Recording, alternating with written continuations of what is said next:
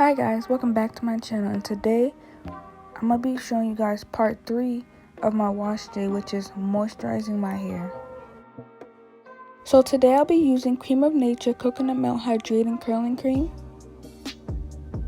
oil, some clips, my detangler brush, and my spray bottle.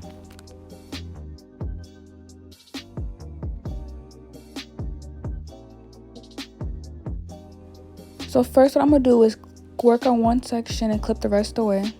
I'm going to start to unravel the twist, and your twist should already be detangled.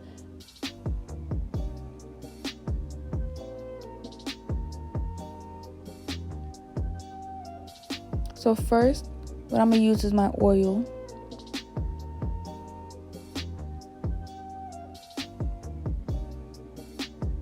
I'm going to rake that through my hair to make sure every strand gets it.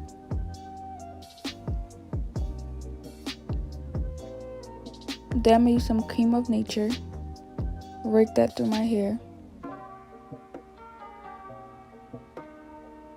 and detangle it, which should already be detangled.